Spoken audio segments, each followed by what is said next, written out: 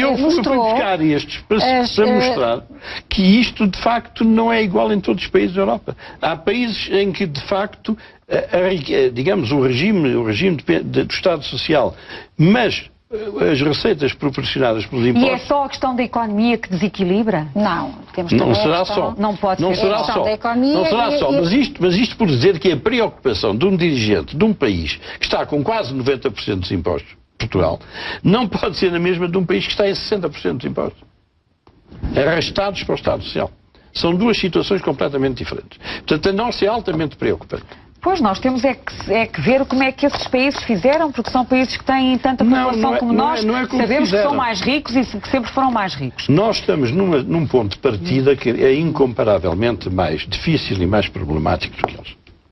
Bom, vamos aproveitar os últimos minutos. É necessário, Dr. Medina, uma reforma do sistema de pensões, urgente. Em que sentido?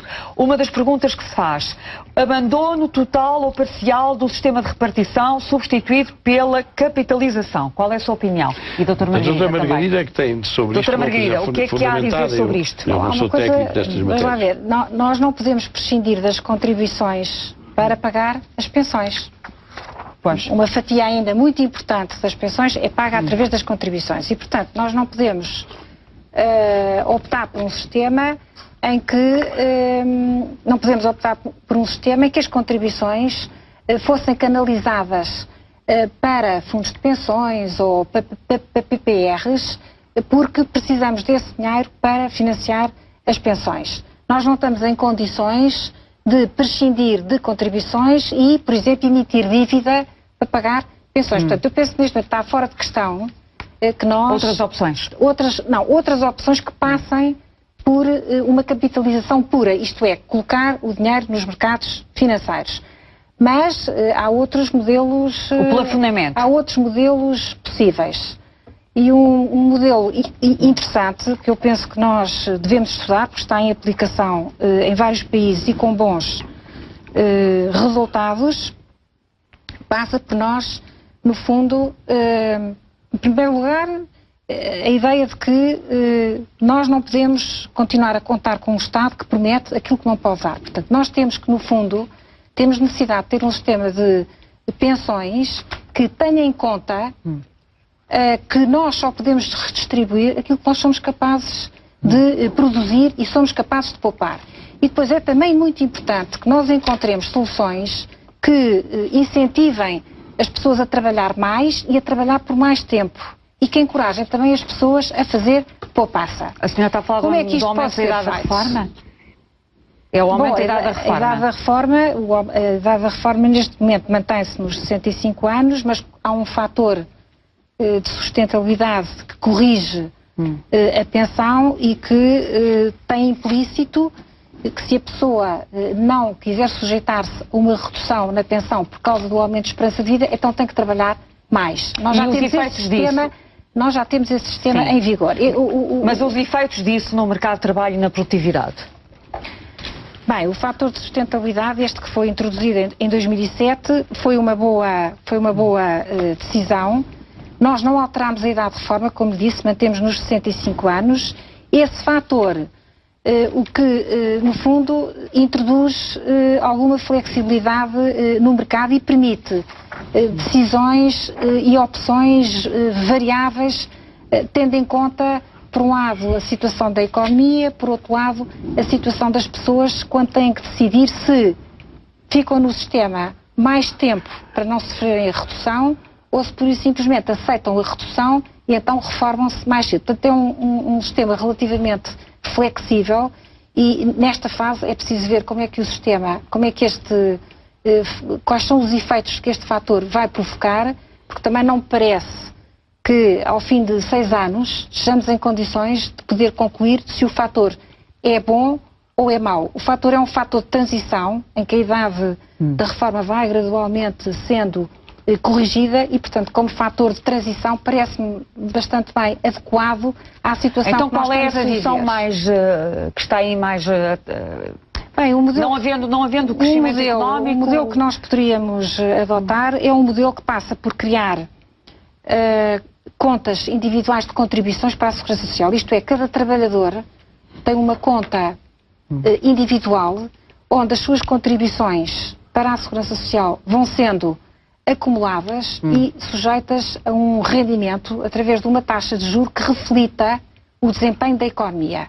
E, portanto, ele tem incentivo em contribuir, porque quanto mais contribuir, maior é o capital ou a poupança que acumula Então, isso é uma até à espécie de data fazer da um PPR reforma. para a Segurança Social. Só que é dentro do sistema. E as contribuições ficam dentro do sistema e continuam a pagar pensões.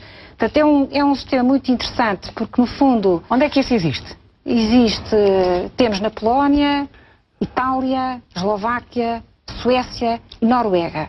São países onde este sistema está a funcionar e com bons resultados. Nós devemos olhar para estas soluções e procurar, no fundo, estudá-las e ver em que medida é que elas podem ser pensa disto? utilizadas em Portugal. Eu, mais uma vez, com a insensibilidade social que tenho, vou trocar por miúdos. O que a doutora Margarida diz é: vamos receber com o dinheiro que nós conseguimos criar com o nosso trabalho e com o nosso crescimento económico. Quer dizer, agora não interessa se cresce muito, se cresce pouco. E este sistema é dizer, nós vamos ter aquilo que nós tivermos produzido. Quer dizer, é aquilo que eu estou a fazer, é meter dentro da verdade. É correto. Nós não podemos continuar a aceitar que o Estado prometa coisas que não pode dar. Porque isso frustra as expectativas das pessoas, mina a confiança e agrava o desequilíbrio. Este sistema é um sistema que é transparente, estabelece uma boa ligação entre os benefícios. E o facto de estar em vigor em países tão diferentes, com histórias tão diferentes, como seja a Polónia e a Noruega, é um sistema que deve ser estudado com urgência. Sim. Porque nós temos com urgência necessidade de... Sim. Nós temos com urgência. Mas expliquemos às pessoas, as pessoas tiveram dificuldade em perceber que os descontos que fizeram não foram para um cofre. Sim. E agora acordam admiradas. É preciso explicar o que isto quer dizer. As pessoas levam o que a economia der, que é aquilo que eu estou a dizer desde o princípio. Isto é dito pela doutora Judite de uma maneira camuflada. Doutor Medina Carreira, o que eu estou a dizer é que nós temos que ter um sistema de pensões que tenha em conta,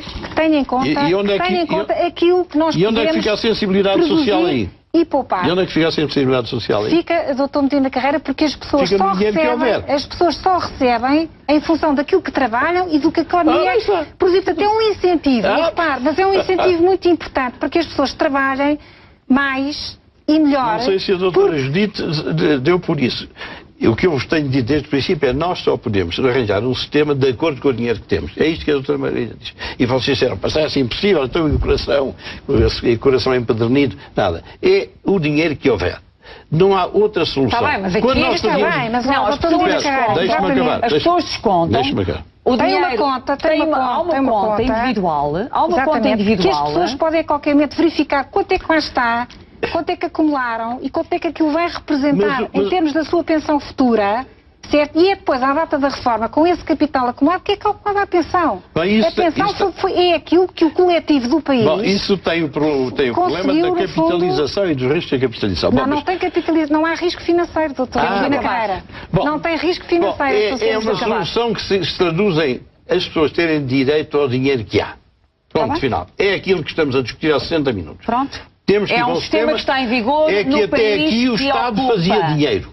E depois de fazer dinheiro começou a pedir dinheiro emprestado. Agora nem fazemos dinheiro nem pedimos emprestado. Que é muito importante para as novas gerações, porque eu não gosto de ouvir os jovens dizerem não vale a pena descontar porque nós não vamos ter pensões. Pois. Vale a pena ter um sistema que incentive as pessoas a trabalharem, a fazerem descontos, porque no futuro podem ter uma pensão de acordo com aquilo que foram as capacidades do país. E é um sistema que está em vigor num país que é considerado o número 1 na escala de desenvolvimento humano das Nações Unidas, que é o caso da Noruega. Bem, sei que eles têm recursos naturais que nós não temos. A Suécia é mais apresentada. Bom, doutora Margarida, muito obrigada por ter vindo ao nosso programa. Na próxima segunda-feira iremos falar de partidos e democracia, doutor Medina Carreira, com Henrique Neto. Não é verdade? É. Esse é um tema que vale a pena, porque a partir desse tema percebe-se muito daquilo a que chegamos. Muito bem. Esperemos que este programa tenha sido do agrado dos nossos espectadores, não obstante as muitas perguntas e dúvidas que nos foram suscitadas nos últimos dias. Obviamente que não era possível trazer aqui os casos individuais que nos relataram, mas, na medida do possível, aqui ficou o contributo. Obrigada. Boa noite.